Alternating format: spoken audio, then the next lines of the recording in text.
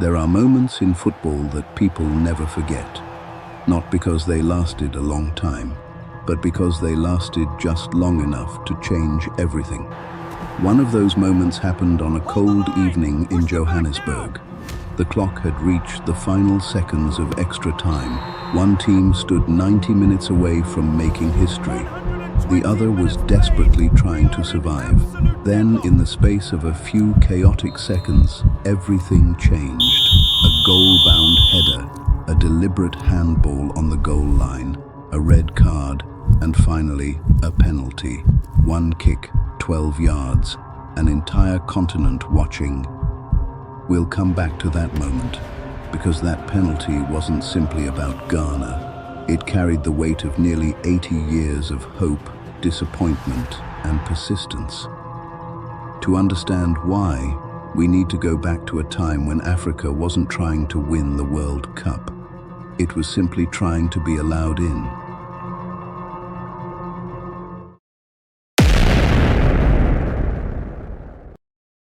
When people think about football's greatest nations, the same countries usually come to mind. Brazil, Germany, Argentina, Italy. They've won trophies, built dynasties, and shaped the history of the World Cup. Africa's story followed a very different path. For decades, the continent wasn't measured by what it achieved. It was defined by what people assumed it couldn't achieve. When the first World Cup was held in 1930, much of Africa was still under colonial rule. Independent national teams were rare, and the structures needed to compete internationally were still developing. The tournament called itself a World Championship, but in practice only a small part of the world had a realistic chance to take part. Then came a breakthrough that received far less attention than it deserved. In 1934, Egypt qualified for the World Cup. The campaign ended after a single match against Hungary. The result wasn't remarkable. The qualification was. An African nation had earned its place at football's biggest tournament for the very first time. It should have marked the beginning of a new chapter. Instead, it became an isolated milestone. Years passed. World Cups came and went. African football continued to grow, but opportunities did not. Qualification rules heavily favored Europe and South America, leaving African nations to compete for little, or at times, nothing at all. The message wasn't spoken aloud. It didn't have to be. The structure of the competition said enough. Africa could watch. Africa could participate in qualifying, but Africa was not expected to compete with football's established powers. Eventually, the continent decided that accepting the system was no longer an option. Ahead of the 1966 World Cup, African football associations took an extraordinary step. Rather than enter a qualification process they believed was fundamentally unfair, they walked away from it. It was one of the boldest collective protests the sport had ever seen. The boycott wasn't about one tournament. It was about demanding recognition. FIFA eventually responded by guaranteeing Africa a place at future World Cups. It wasn't a complete victory, but it was the first meaningful crack in a system that had kept the continent on the margins. That opportunity would soon produce a team determined to prove that Africa belonged, not through speeches or protests, but on the pitch. That team was Algeria. At the 1982 World Cup, they faced West Germany, one of the strongest sides in international football. The expectation was straightforward. Germany would win, Algeria would go home. Football had other ideas.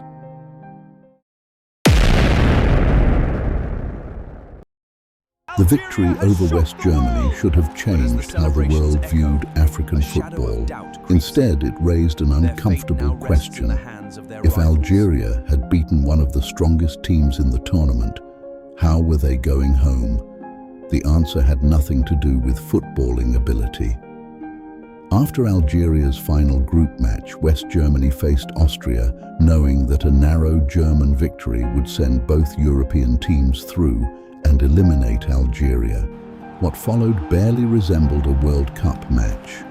West Germany scored early. Then, almost unbelievably, both teams stopped attacking. For the remaining minutes, they passed the ball around with little urgency, seemingly content with a result that benefited them both. Fans inside the stadium jeered. Commentators struggled to hide their frustration. Around the world, millions watched a match that looked less like a contest and more like an agreement. Algeria had done everything asked of them. They defeated one of the tournament favorites. They won 2 matches, yet they were eliminated without kicking another ball. The incident became known as the disgrace of Gijon. FIFA never overturned the result, but it did acknowledge the problem. From the next World Cup onward, every final group stage match would be played at the same time, a rule that still exists today. It wasn't the ending Algeria deserved, but even in defeat, they changed the World Cup forever. For a while, though, it seemed as if that breakthrough had changed very little. The doubts remained. Whenever an African nation qualified, expectations followed a familiar pattern. They might entertain, they might surprise a team or two, but no one seriously believed they could compete with football's elite over the course of an entire tournament. Then Morocco arrived. At the 1986 World Cup in Mexico, they weren't carrying the weight of being favorites. They were simply trying to survive a group that included England, Poland, and Portugal. Most observers expected Morocco to finish near the bottom. Instead, something unexpected happened. Match after match, they refused to lose. They defended with discipline. They stayed organized. And when opportunities appeared, they took them. By the end of the group stage, Morocco hadn't just qualified. They had finished first, ahead of England, ahead of Poland, ahead of Portugal. For the first time in history, an African nation had reached the knockout stage of the World Cup. It wasn't luck. It wasn't chaos. It was intelligent, disciplined football. The old stereotypes that African teams relied only on pace or physicality were becoming harder to defend. Morocco eventually fell to West Germany in the round of 16. The winning goal came in the final moments. But once again, the result told only part of the story. African teams were no longer making appearances. They were becoming genuine competitors. 4 years later, another team would take that idea even further. Cameroon arrived at the 1990 World Cup with little international attention. Their opening match could hardly have been more daunting. The defending champions, Argentina, led by Diego Maradona. For most teams, this would have been an opportunity to limit the damage. Cameroon saw something else, an opportunity. The match became one of the biggest shocks in World Cup history. Playing with relentless energy and remarkable discipline, Cameroon defeated the reigning champions 1-0. The football world was stunned. Suddenly, African football was no longer a curiosity. It was becoming a problem that the traditional powers had to solve. The victories kept coming. Cameroon reached the quarterfinals, the furthest any African nation had ever gone. At the center of it all was a 38-year-old striker who wasn't supposed to be the tournament's biggest story, Roger Milla. Coming off the bench, he played with the joy of someone who had nothing left to prove. Then came the celebration, a dance beside the corner flag. Simple, unscripted, unforgettable. It became one of the defining images of the 1990 World Cup. Not because of the dance itself, but because it announced something much bigger. Africa wasn't asking for permission anymore. It had earned its place. Cameroon's run in 1990 wasn't the end of Africa's rise. 4 years later, Nigeria arrived at the World Cup and immediately showed they belonged. On their debut, the Super Eagles topped a group that included Argentina before losing to Italy at extra time in the knockout stage. Nigeria even reached number 5 in the FIFA World Rankings during the tournament, the highest position an African nation has ever achieved. In 1998, they returned and defeated Spain in one of the tournament's biggest upsets. Africa still hadn't broken through to the semi-finals, but each generation seemed to carry the continent a little further than the last.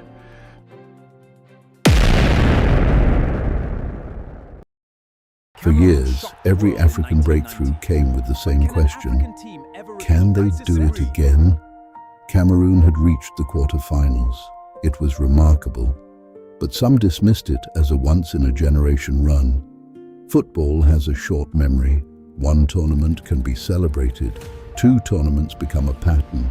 The next team carrying that burden wasn't expected to come from West Africa's smallest nation. It came from Senegal. The 2002 World Cup opened with a match almost nobody thought would be competitive. On one side stood France, the defending world champions, European champions, a team filled with some of the biggest names in football. On the other, Senegal, making their World Cup debut. The gap between the two teams looked enormous. On paper, on the pitch, it disappeared. From the opening whistle, Senegal refused to play like newcomers. They pressed high, they chased every ball, they attacked without fear. Then, just before halftime, Papa Bouba Diop bundled the ball into the net. One goal, that was all it took. When the final whistle blew, the football world had witnessed another African upset. But unlike previous surprises, this one didn't feel accidental. Senegal didn't survive against France. They outplayed them. The victory became one of the greatest opening match shocks in World Cup history. And Senegal wasn't finished. Match after match, they kept proving they belonged. By the time they reached the quarter-finals, Africa had matched Cameroon's best ever World Cup performance. It no longer looked like coincidence. It looked like progress. By the time the 2010 World Cup arrived, something had changed. The conversation was different.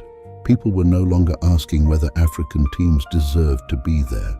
Now they were asking, could this finally be the year? For the first time, the World Cup was being played on African soil.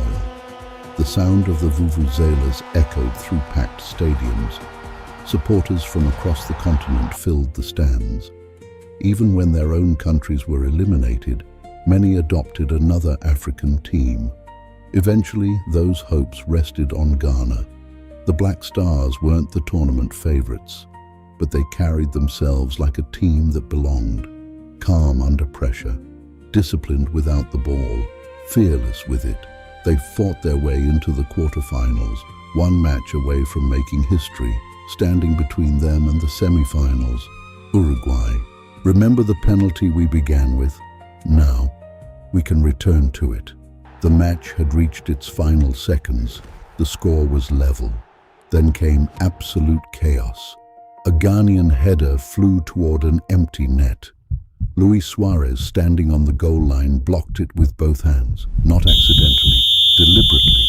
It was the kind of handball every footballer is taught never to commit. The referee had no choice. Red card, penalty, one kick, one goal, one place in the semi-finals. Asamoah Gyan stepped forward. Across Ghana, across Africa, millions watched in silence. He struck the ball. It crashed against the crossbar. Even today, many people remember the sound, not because it was loud, because of what followed. Uruguay survived, then won the penalty shootout. For Ghana, the dream was over. For Africa, the wait continued. The debate about Suarez has never really ended. Was he cynical? Absolutely. Was it legal within the laws of the game? Also, yes. He accepted the punishment. Ghana received the chance to score. Football doesn't always offer justice. Sometimes it offers opportunity, and opportunity can be missed. That is why the moment still divides opinion, not because everyone agrees on what happened, but because everyone imagines what could have been. The image of Asamoah Gyan standing in disbelief became one of the defining moments of the 2010 World Cup, not because Africa had failed, but because, for the first time, an African nation looked genuinely capable of reaching the final stages of football's greatest tournament. The barrier was no longer ability, was inches. By 2014, another African team reminded the world that the continent's progress hadn't stopped. Algeria, the same nation whose dreams had been cut short in 1982, returned with another generation ready to challenge expectations. This time, they pushed Germany to extra time in the round of 16. Germany eventually won. Months later, that same German team lifted the World Cup trophy. It was another reminder of just how narrow the gap had become. The difference between Africa and football's elite was no longer measured in talent. It was measured in moments, and the biggest moment of all was still waiting.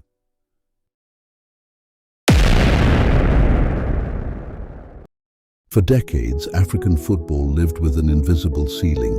Quarter-finals, that was as far as any team had gone. Cameroon reached them, Senegal reached them.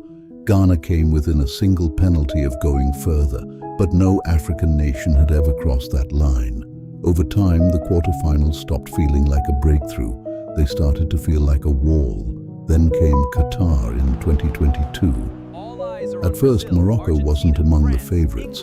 Most predictions focused on Brazil, Argentina, France, England or Spain. Morocco was expected to compete, perhaps even surprise a few people, but very few imagined they would become the story of the tournament. Inside the Moroccan camp, however, expectations were different.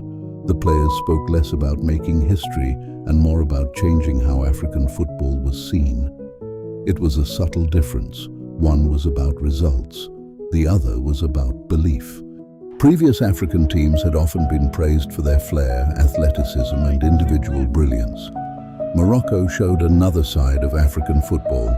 They defended with patience. They stayed compact. Every player understood their role.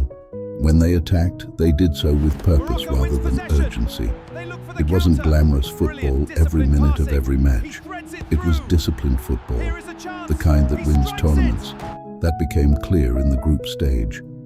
Morocco didn't just survive a difficult group. They finished above Croatia and Belgium, one of the world's highest-ranked teams at the time. By then, people had started paying attention, but the real test was still to come. In the round of 16, Morocco faced Spain, a nation built around possession football, a former world champion. For 120 minutes, Spain controlled the ball. Morocco controlled the game. Every attack was met with determination. Every mistake was covered by another teammate. When the match went to penalties, the pressure shifted. Suddenly, it wasn't Morocco trying to prove they belonged. It was Spain trying to avoid humiliation.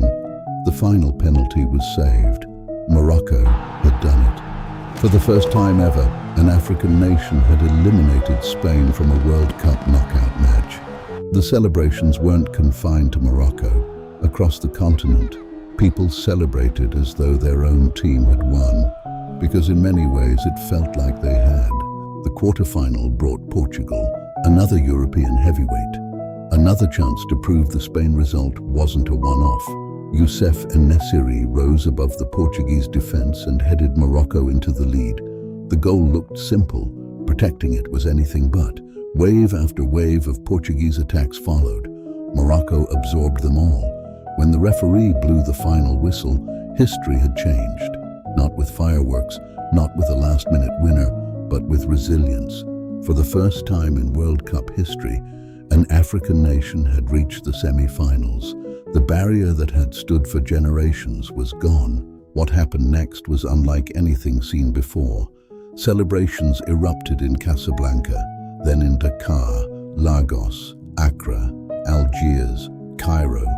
From one end of Africa to the other, people celebrated Morocco's achievement. The support extended far beyond the continent, with fans across the Arab world embracing Morocco's run as their own. For a few extraordinary weeks, football did something it rarely manages on such a scale. It united millions of people behind one team. Morocco eventually lost to France in the semi-finals, then to Croatia in the third-place playoff. Some saw those defeats as the end of a remarkable journey. Others saw something different, not an ending, a new starting point. Because after 2022, Nobody could honestly say an African team wasn't capable of reaching the final stages of the World Cup. The evidence was there. The ceiling had been broken. Now, only one challenge remained: winning the trophy itself. When Morocco left Qatar in 2022, they didn't leave with the World Cup. They left with something almost as important: proof. For decades, people had debated whether an African team could truly compete with football's traditional powers. That debate was over. The evidence was on the pitch. Africa had beaten the champions before. It had reached the quarterfinals more than once. Now, it had reached the semifinals. The next question was no longer, can Africa compete? It became, what's still missing? There isn't one simple answer. Some African nations have produced extraordinary footballers but struggled to build long-term stability around their national teams. Others have changed coaches repeatedly, often just months before major tournaments. In some countries, investment in youth development has lagged behind Europe and South America. Many of Africa's best players also leave for Europe at a young age. That move often helps them develop, but it also means national teams have limited time together compared with club sides that train every day. None of these challenges are unique to Africa, but together they help explain why turning talent into a World Cup winning team is so difficult. Even so, the trajectory has been impossible to ignore. What began with Egypt's lonely appearance in 1934 became Algeria's shocking West Germany, Morocco reaching the knockout stage, Cameroon reaching the quarterfinals, Senegal proving it wasn't a one-time miracle, Ghana coming within a single kick of history, then Morocco breaking through to the semi-finals. Each generation inherited the hopes of the one before it. Each team pushed the boundary a little further. Progress in football rarely arrives all at once. More often, it's built one tournament at a time. Perhaps that's why Africa's World Cup story resonates far beyond the game itself. It's a story about recognition, about earning opportunities that were once denied, about refusing to accept limits placed on you by others, and about returning, tournament after tournament, even when the ending hasn't gone your way. That persistence has shaped the continent's football history just as much as any famous goal or unforgettable match. As this documentary comes to an end, the World Cup has already returned. Once again, African nations arrived carrying the hopes of millions. Some saw their tournaments end earlier than they had imagined. One team kept going: Morocco. 4 years after making history in Qatar, they once again showed that their previous run was no accident. Their journey eventually came to an end, but it served as another reminder that Africa's biggest footballing moments are no longer rare exceptions. They are becoming part of the conversation. Every tournament adds another chapter. Every generation moves the story forward. The World Cup trophy has never been lifted by an African captain. That remains one of football's last great frontiers. Whether that moment arrives in 4 years or 40, no one can say. But when it does, it won't belong to one tournament. It will belong to every player, every team, and every generation that refused to let the dream die. Because Africa's World Cup story has never been about one nation. It's been about a continent slowly changing what the world believes is possible. And that story is still being written. If you enjoyed this journey through Africa's World Cup history, don't forget to like, subscribe, and turn on notifications for more stories from Africa's rich history, forgotten civilizations, legendary figures, and the moments that shaped the continent. Thanks for watching. I'll see you in the next adventure.